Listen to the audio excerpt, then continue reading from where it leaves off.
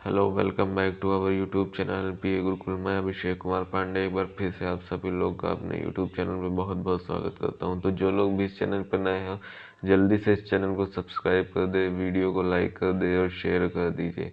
चलिए स्टार्ट करते हैं आज की क्लास। तो आज की क्लास में क्या हम लोग पढ़ने वाले हैं, तो हम लोग आज की क्लास में अपनी जो ये सीरीज़ है चाणक्य ज्ञान, उसको आगे बढ़ाने वाले हैं। तो आज हम लोग चाणक्य ज्ञान में एमसीक्यू के जो एमसीक्यू हैं, अकाउंट के एमसीक्यू, उनका डिस्कशन करने वाले हैं। तो जो लोग भी नए हैं उनके लिए एक इन्फॉर्मेशन है कि इससे पहले भी मैंने एमसीक्यूज का डिस्कशन इसी सीरीज़ में अलग अलग सब्जेक्ट के या अलग अलग टॉपिक का जो है, टॉपिक के जो एमसीक्यू होते हैं उनका डिस्कशन किया है।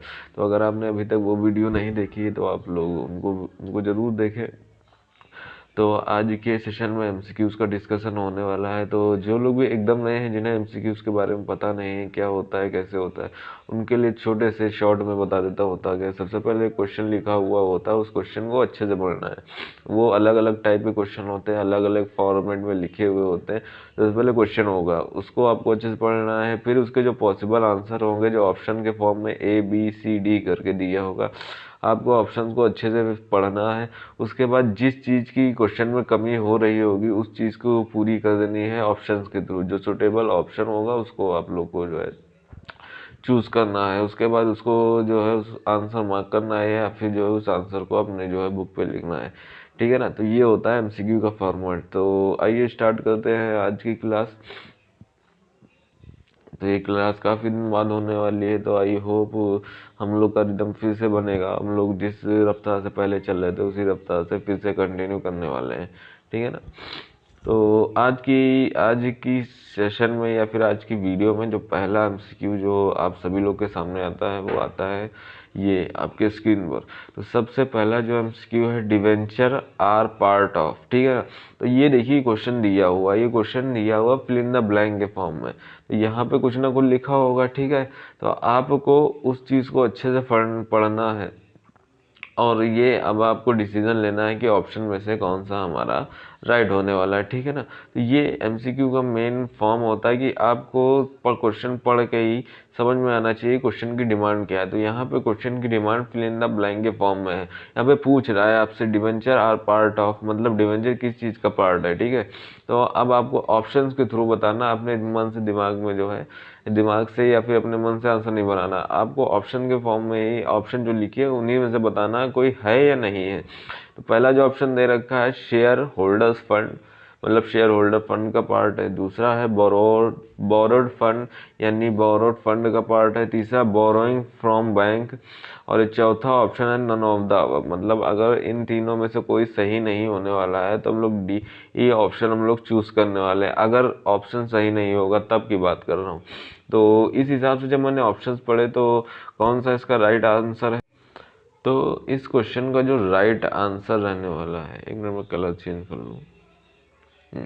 तो इसका जो राइट आंसर रहने वाला है, काफ़ी इजी क्वेश्चन है, क्योंकि डिवेंचर हमारा बोरो से रिलेटेड है, यानी आपको इस पे जो है इंटरेस्ट पेड करना रहता है। ठीक है ना। तो इस हिसाब से जो इसका राइट आंसर है, वो राइट आंसर है बी, क्योंकि इसको कैपिटल नहीं माना जाता, इसको बोरो फंड माना जाता है, यानी उधारी पैसा माना जाता है, जिसको टाइम पे, आपको एक लिमिटेड टाइम पे, या फिर आपकी जो भी कंडीशन मतलब फिक्स हुई हो डिवेंचर पे, डिवेंचर के आधार पे, उसके अकॉर्डिंग आपको पेमेंट करना रहता है कुछ टाइम के बाद। ठीक है। तो इस हिसाब से इसका जो राइट आंसर रहने वाला है वो ऑप्शन नंबर बी। अब हम लोग नेक्स्ट क्वेश्चन की तरफ बढ़ेंगे। अब जो क्वेश्चन नंबर 2 आप सभी लोग के स्क्रीन पे आ रहा है। अब सबसे पहले जो हमारी स्ट्रेटेजी वही फॉलो करेंगे, अच्छे से हम लोग पढ़ने वाले हैं क्वेश्चन को। तो अब सबसे पहले क्वेश्चन को अच्छे से पढ़ते हैं। Debenture are shown in companies balance sheet under the dash heading. ये भी फिर ये एक ही प्रकार का फिल इन द ब्लैंक के फॉर्म में, मतलब आगे कुछ भरना है। क्या भरना है, डिवेंचर कंपनी के किस हेडिंग के अंदर आता है बैलेंस शीट में, ये पूछ रहा है। तो अब यहाँ पे ऑप्शंस को अच्छे से पढ़ेंगे। सबसे पहले non current liability, current liability और शेयर कैपिटल, और जो है ई वाला जो है ये हमारा नन ऑफ द अबव। तो ये सभी चीज़ें मैंने आप सभी लोग को पिछले वीडियोज़ में बता चुकी है। जब मैं क्लासेस ले रहा था, एमसीक्यू की नहीं, जब रेगुलर क्लासेस हो रही, टॉपिक से रिलेटेड क्लासेस हो रही थी, तो मैंने इन सभी चीज़ों में करंट लायबिलिटी क्या होता है, नॉन करंट लायबिलिटी क्या है, इनके बारे में डिटेल में डिस्कशन किया हुआ था। तो उस हिसाब से देखा जाए, यहाँ पे एलिमिनेशन मेथड लगाने की कोशिश करते हैं कि क्या क्या चीज़ें एलिमिनेट की जा सकती है। देखो डिबेंचर, अभी हम लोग पिछले वाला क्वेश्चन सॉल्व कर रहे थे, उसमें देखा रहा कि बोरो फॉर्म में होती है, ठीक है ना। तो मतलब ये उधारी पैसा होता है, तो कैपिटल से कोई लेना देना नहीं होगा, ठीक है। तो इस हिसाब से सी ऑप्शन एलिमिनेट हो गया। करंट लायबिलिटी क्या होती है, जिसका पेमेंट एक साल के अंदर करना होता है। तो लेकिन ये भी बता दें कि डिबेंचर हमारी करंट लायबिलिटी नहीं होती, ठीक है, क्योंकि डिबेंचर का पेमेंट जनरली जो है लंबे समय के लिए होता है। तो इस हिसाब से ये कौन सी लायबिलिटी है, ये हमारी लायबिलिटी ही है। सबसे पहली बात ये है, इंपॉर्टेंट बात है कि ये हमारी लायबिलिटी, क्योंकि इसको पेमेंट करना है, और ये जो हमारा 2-3 साल के बाद ही पेमेंट होता है, तो इसीलिए नॉन करंट लायबिलिटी के अंतर्गत आता है। इस हिसाब से ऑप्शन नंबर ए हमारा जो है राइट आंसर होने वाला है। जब ये राइट आंसर हो गया तो इसका कोई मतलब ही नहीं बनता। तो इस हिसाब से देखते हैं कि अगर आप थोड़ा सा भी दिमाग लगाएंगे और चीज़ों को एलिमिनेट करेंगे तो आप सभी के लिए काफ़ी आसान रहने वाले हैं एमसीक्यूज़, ठीक है। तो अब नेक्स्ट एमसीक्यू में बढ़ते हैं। तो जो तीसरा हमारा जो एमसीक्यू है, ये क्या है, debenture holders are dash of company. यहाँ पे पूछ रहा है डिवेंचर होल्डर कंपनी में क्या होते हैं, ठीक है। अब यहाँ पे हमें वर्ब की रिक्वायरमेंट है, वर्ब सॉरी, यहाँ पे जो है, अब ये इंग्लिश में थोड़ा सा गड़बड़ हो गया। यहाँ पे जो है आपको वर्ब, या तो क्या ही मैं बताऊं, चलिए इस बात पर डिस्कशन नहीं करेंगे, यहाँ पे क्या आने वाला है क्या नहीं आने वाला है। तो ये आपकी क्लास में प्रीतम सर आप लोग को बताएंगे कि यहाँ पे क्या आने वाला है। फिलहाल हम लोग कॉमर्स के पॉइंट ऑफ व्यू से पढ़ते हैं। तो अब यहाँ पे पहला ऑप्शन हम लोग पढ़ेंगे ओनर, दूसरा आएगा डेप्टर, और तीसरा ऑप्शन क्रेडिटर दे रखा है, चौथा यहाँ पे ये जो है नन ऑफ दी अबव दे रखा है, ठीक है ना। तो अब यहाँ पे समझने की कोशिश करते हैं अब होगा क्या। तो अब अगर हम लोग ध्यान दें तो अगर डिवेंचर किसी के पास है तो वो हमारे उधार मतलब उधार देने वाले हैं, ठीक है ना। तो इस हिसाब से वो जो हमारे क्या होगा, क्रेडिटर, यानी हमसे पैसा लेंगे, तो वो एक हिसाब से क्रेडिटर हैं, इसीलिए वो लायबिलिटी साइड में लिखा जाता है, इसीलिए उसको नॉन करेंट लायबिलिटी में लिखते हैं, ठीक है ना। अगर लायबिलिटी किस तरफ लिखते हैं तो क्रेडिटर होंगे, डेप्टर हो नहीं सकते, और ओनर वहाँ पे ओनर से कोई लेना ही देना नहीं। तो इस हिसाब से ऑप्शन नंबर सी इस क्वेश्चन का राइट आंसर होने वाला है। अब यहाँ पे क्वेश्चन नंबर 4 की बात है। यहाँ पे क्वेश्चन नंबर 4 में कह रहा है discount on the issue of debenture is dash.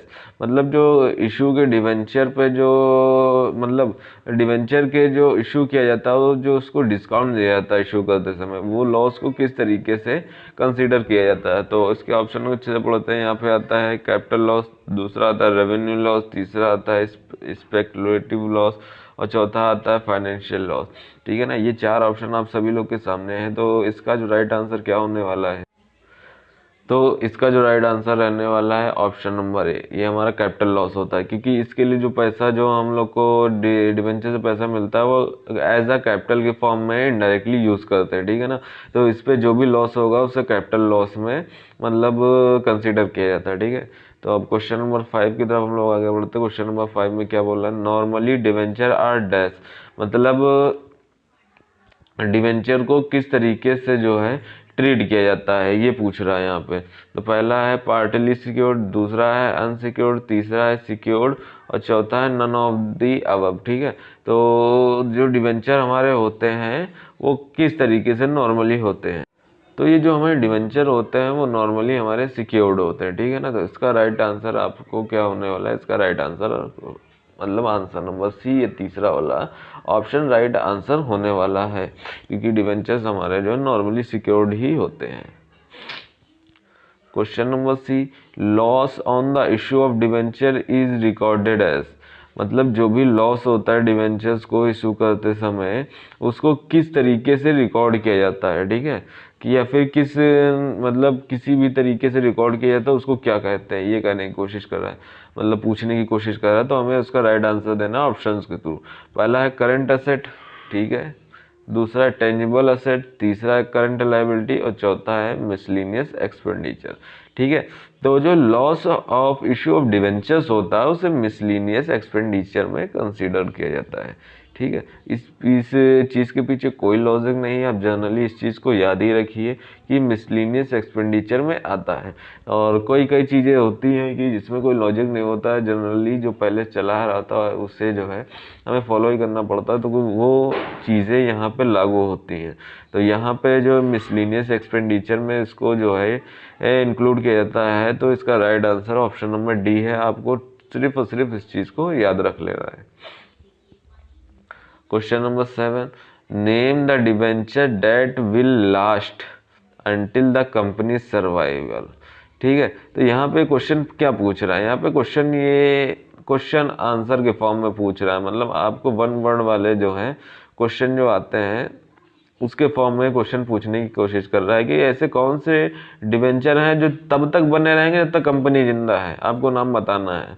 One word वाले क्वेश्चन आपसे पूछे नहीं जाते, जैसे स्कूल में पूछा जाता है व्हाट इज योर नेम, तो आपको डायरेक्ट बता देना होता था नाम अपना, या फिर पापा का नाम तो डायरेक्ट बताना होता था, या इस तरीके से।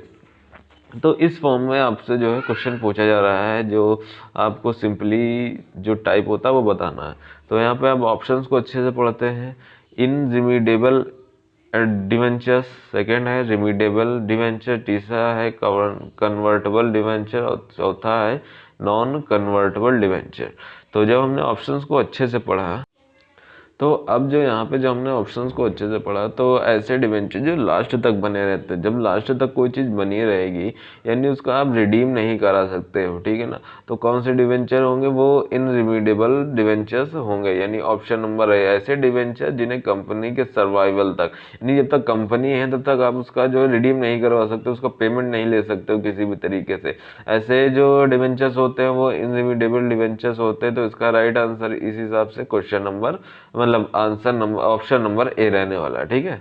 अब ये क्वेश्चन नंबर 8 जो आप सभी लोग के स्क्रीन पर है, secured debenture also known as, ठीक है। जो भी सिक्योर्ड डिवेंचर होते हैं, ठीक है, तो वो उनको किस नाम से, किसी दूसरे नाम से जाना जाता होगा, तो आपको वो नाम बताना है, ठीक है।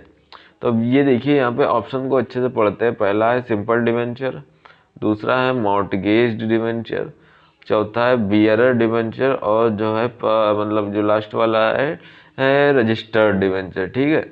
तो यहाँ पे अब जो चीज़ समझ निकल के आती है, आपको राइट आंसर बताना है। तो जो सिक्योर्ड है उसको जनरली दूसरे जो है मॉर्टगेज डिवेंचर के नाम से भी जानते हैं। ऐसा क्यों है, क्योंकि जो सिक्योर्ड डिवेंचर होते हैं किसी न किसी मतलब असेट के बिहाफ पे होते हैं, मतलब कहने का मतलब उसके पीछे जो सिक्योरिटी होती है, सिक्योरिटी में फिक्स एसेट या फिर जो है या फिर लैंड वगैरह के थ्रू जो है दिया जाता है। तो यहाँ पे जनरली हम लोग मॉर्टगेज डिवेंचर का ही जो है यूज़ किया जाता है। तो इसका जो राइट आंसर है वो ऑप्शन नंबर बी है, ठीक है।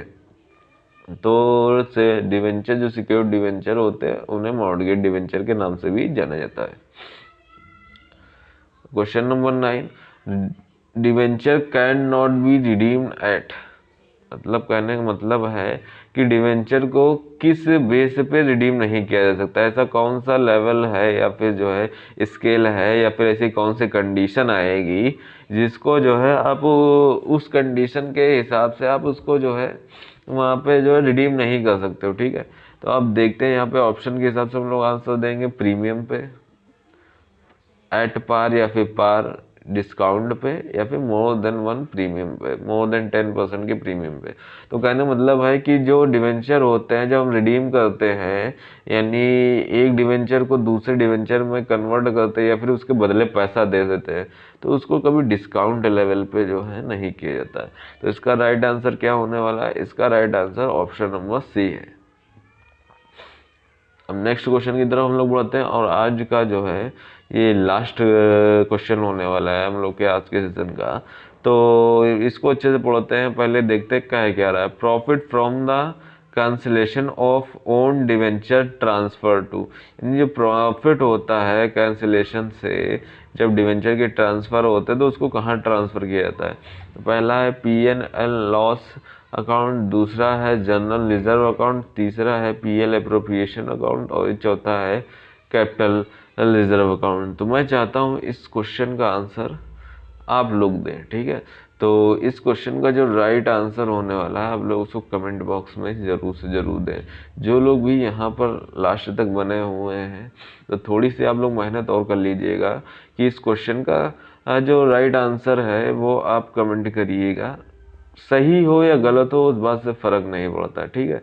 तो आप लोग अपने एफर्ट दीजिएगा, देखते हैं कि कितने लोग लास्ट तक वीडियो को देखते हैं और थोड़ा बहुत अटैचमेंट लेते हैं, ठीक है।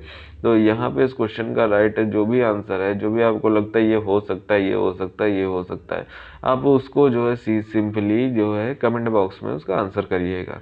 तो आई होप आज के सेशन में सभी लोगों को काफ़ी मज़ा आया होगा, कुछ चीज़ें आपने नई ज़रूर सीखी होंगी, क्वेश्चन को किस तरीके से देखते हैं या फिर क्वेश्चन को किस तरीके से समझते हैं। तो जो लोग भी अभी तक बने हुए हैं उनके लिए एक स्पेशल टिप है कि आप लोग को जो है MCQ में अगर जो है थोड़ा बहुत भी कमांड हासिल करनी, देखिए किसी चीज़ पे फुली कमांड तो नहीं हो सकती, लेकिन फिर भी जो मैक्सिमम पार्ट है अगर उसको आपको करना है तो सबसे पहले ध्यान रखिए कि आपकी रीडिंग स्किल काफ़ी अच्छी होनी चाहिए। रीडिंग का ये मतलब नहीं कि आप पढ़ते जा रहे हो फटाफट पढ़ते जा रहे हो, तो वो रीडिंग में नहीं काउंट होती। आपने जितना जल्दी पढ़ा और उस चीज़ को जितनी जल्दी इन्फर कर लिया वो आती है आपकी रीडिंग स्किल। तो आप सबसे पहले रीडिंग स्किल को बढ़ाइए, ठीक है ना। जब आप अपनी रीडिंग स्किल को बढ़ा लेते हैं तो क्वेश्चन के सही होने के चांसेस बढ़ जाते हैं, ठीक है। तो ये एक इम्पॉर्टेंट टिप है सभी लोग के लिए कि अगर आप अपने MCQ या फिर इन फ्यूचर आप कोई भी चीज़ किसी भी सब्जेक्ट में महारत हासिल करना चाहते हो तो सबसे बेहतर जो चीज़ है आपकी रीडिंग जितनी अच्छी होती जाएगी, इन्फ्लुएंस पावर उतनी अच्छी होती जाएगी, आप न्यूमेरिकल क्वेश्चन को उतने अच्छे से जो है कर पाओगे। तो ये आप लोग के लिए एक छोटा सा टिप था, बहुत ज़रूरी है। ये आप किसी भी सब्जेक्ट से हो, चाहे साइंस आर्ट कॉमर्स, मतलब मुझे तो लगता है कॉमर्स में तो 100% यही वर्क करता है। आई होप बाकी जगह भी यही चीज़ काम करती हो कि आपकी रीडिंग अच्छी होनी चाहिए। मेरे हिसाब से ये हर जगह पे काम करता है। तो आप लोग इस पे वर्क करिए और अभी आप लोगों के पास काफ़ी टाइम है तो आप जो चाहें वो सीख सकते हैं। तो आज के सेशन में इतना ही, तो मिलते हैं नेक्स्ट सेशन में। तब तक के लिए आप सभी लोग अच्छे से रिवीजन करिए और अपने टेस्ट वगैरह या फिर एग्ज़ाम पे जो भी आपका गोल है आप उस पर फोकस करिए और उसको अचीव करिए।